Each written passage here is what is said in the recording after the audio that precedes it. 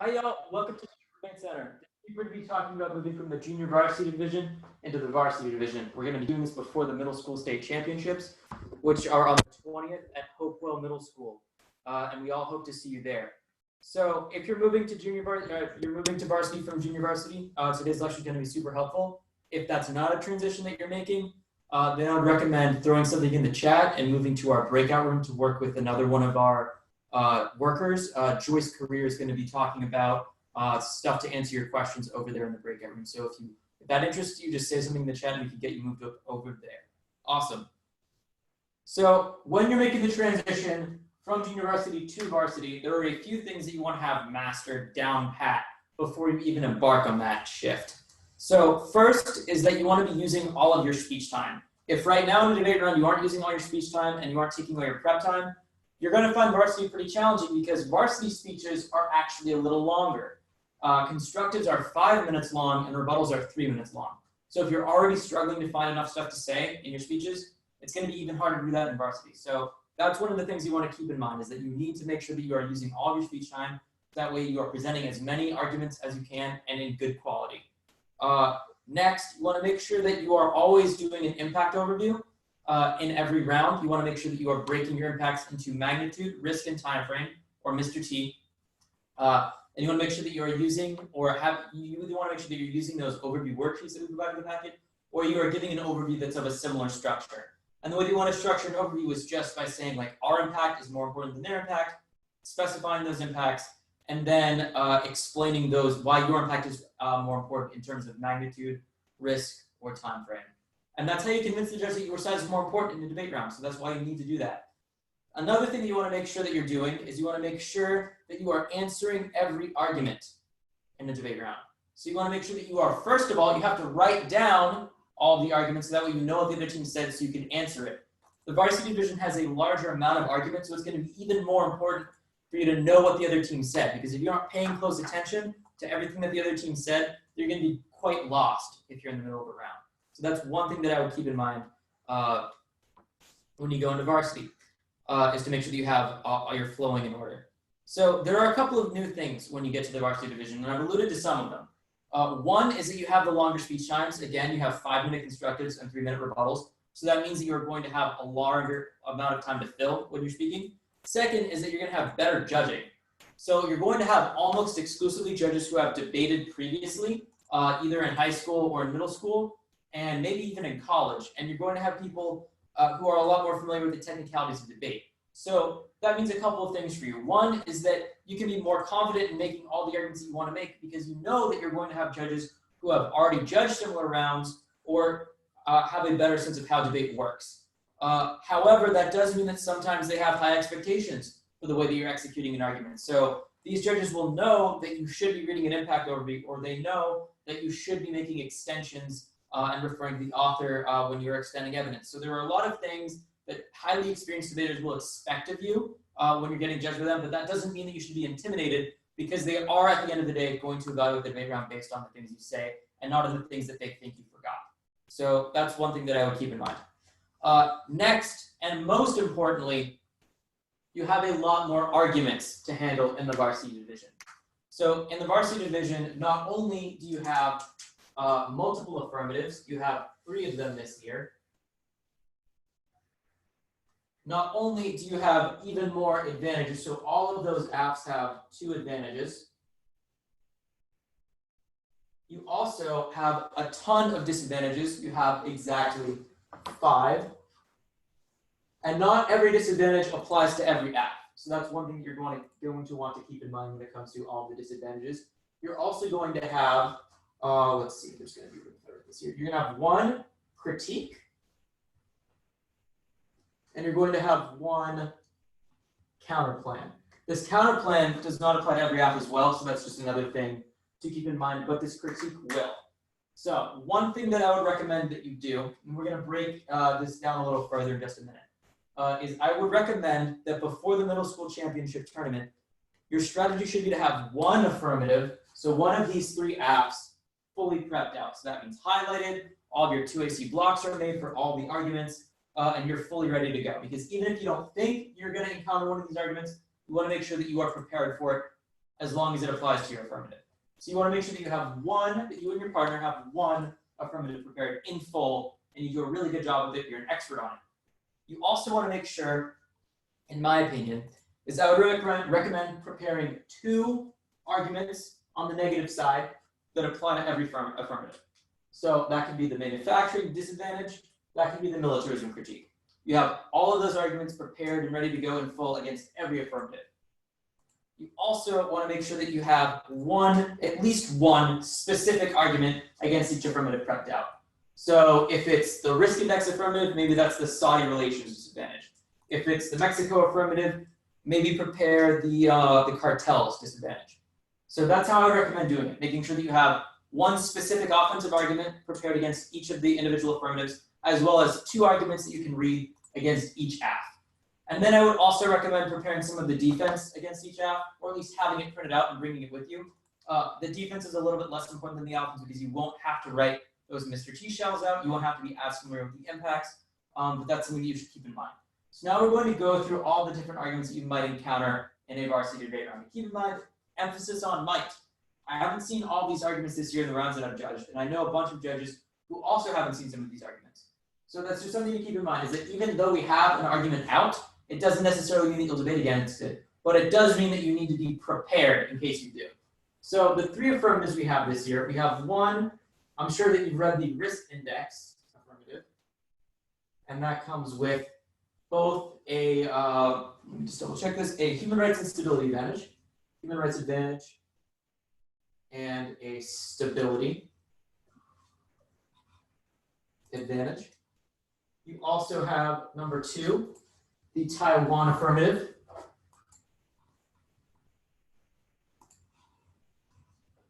And that comes with, first, let me just grab my notes, a relations advantage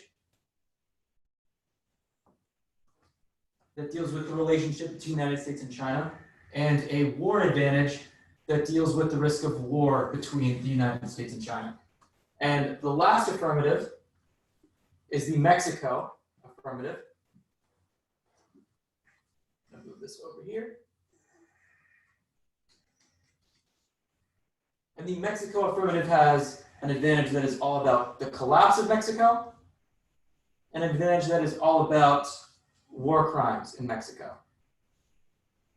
So I'm going to run through each of these advantages to give you the spark notes. We have videos posted about all of these elsewhere on our YouTube channel, so if you have more questions, please check those out.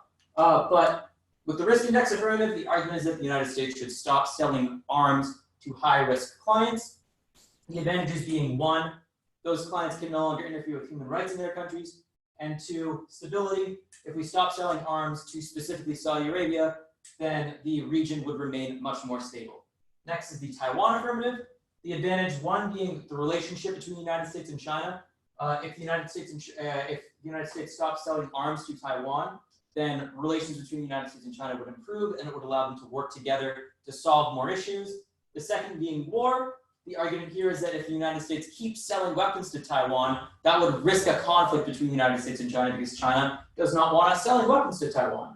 The Mexico affirmative, the collapse advantage argues that if we continue selling weapons to Mexico, that will lead to an inevitable collapse within the country, which would have negative repercussions outside of just Mexico. And second is the war crimes advantage, which argues that if we continue to sell weapons to Mexico, then there would be a continued violation of human rights by different offenders and different ongoing war crimes within the country. So that's an overview of the different affirmative options that you have. And remember, you only need to pick one of these affirmatives, either the Mexico app, the risk index app, or the Taiwan affirmative, in my opinion, and prepare it, and then you are good to go for the state championship tournament. So that's my take. Next up, you've got 5 disadvantages. So we're going to do the same thing. I'm going to write them down first, and then we're going to talk about them. So 1, manufacturing. Second, elections.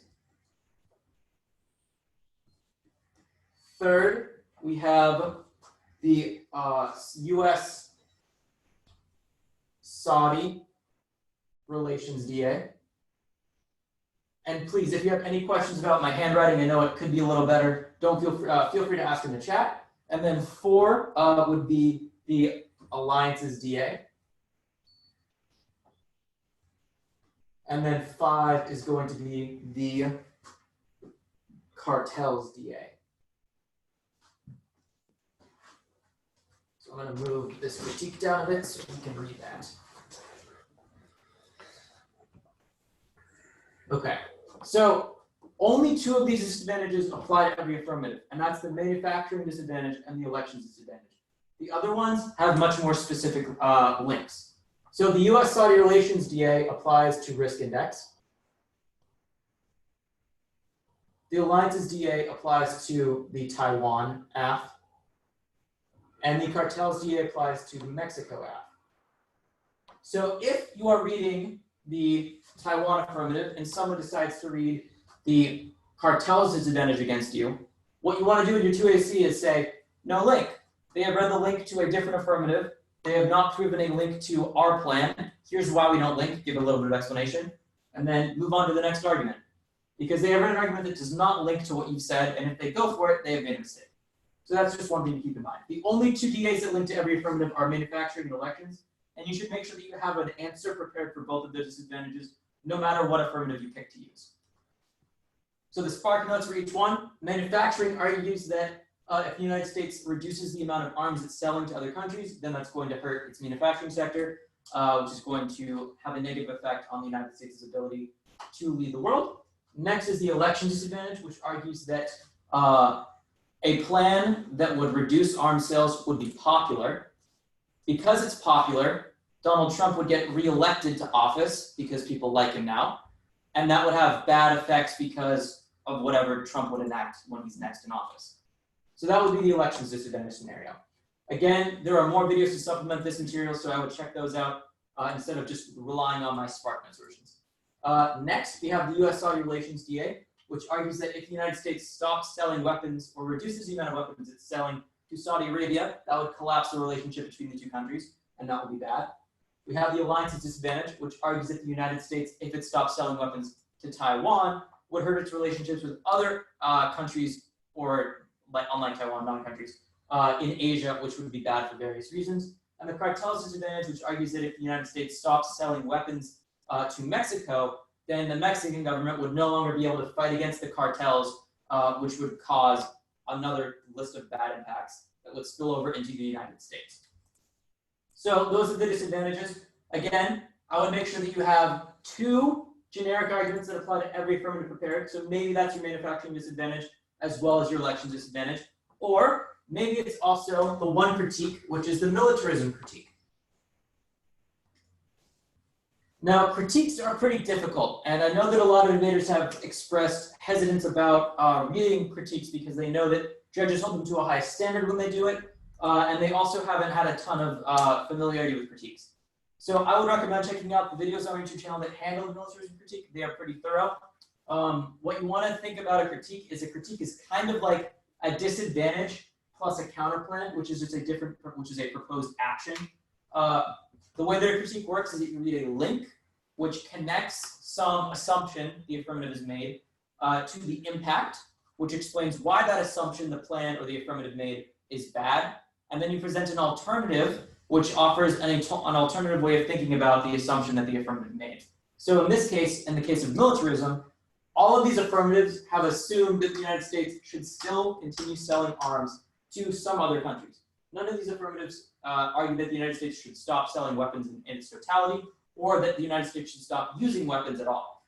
So the militarism critique would argue that because the United States is continuing to sell and produce weapons, just they're changing which weapons they sell it to, it's adding some legitimacy to militarism because it's taking away its worst excesses and still allowing some of the bad stuff to continue. The impact deals with what the other bad stuff of militarism is all about. So even though the United States is pursuing a cleaner strategy when it comes to arms sales, it is still going to be militaristic in nature, and that can be bad because it can lead to other wars or worse, nuclear conflicts and other abuses of human rights.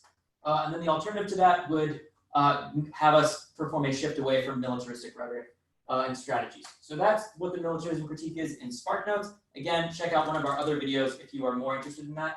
I personally would recommend preparing the manufacturing disadvantage and the Militarism Critique to have available for every round. I think those are two very strong arguments that you can convince judges of fairly easily. And lastly, we have the counterplan. And the counterplan deals with only the Mexico affirmative. So the counterplan, we have it called the drug war counterplan. And it argues that, if you can read that, it says drug war counterplan. It argues that the United States should take a more aggressive stance in fighting the drug cartels in Mexico. So one thing to keep in mind with the counterplan is that you must read a counterplan with a net benefit. And in this case, the net benefit is a separate argument. It's a disadvantage.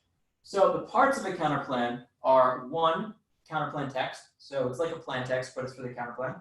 2, the counterplan solves the advocate, which explains how the counterplan solves the affirmative and its advantages.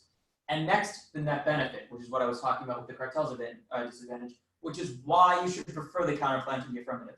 The way a net benefit works is that you argue that the counterplan solves all the affirmative and it avoids another problem that the affirmative would cause.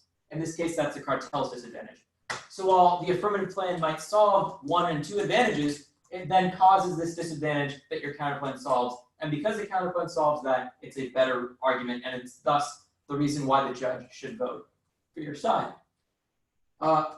Again, if you're more curious about the counterplan, I would check out the videos that we have that are about that specifically. This is all the new evidence that you're going to encounter as you move into varsity debate. I know that it's a lot to handle this year, but keep in mind, you only need to have one of these prepared. And I have a feeling that you have worked with one of these, the risk index affirmative, in junior varsity, so you're already familiar with that. Plus, you can read the manufacturing DA against whatever you need to read it against, and you can read the militarism K against whatever you need to read that against. So you can have those 2 core arguments prepared and ready to go for any debate round, and you're already familiar with them. So it might seem overwhelming, but I promise it's a lot less than it is. Plus, you have a little bit of time to get ready for the tournament. It's not until the 20th. So that's that. That's the differences between junior varsity and varsity level debate. And if you have any questions at all, please let me know in the chat and I will answer them as soon as I have been asked them.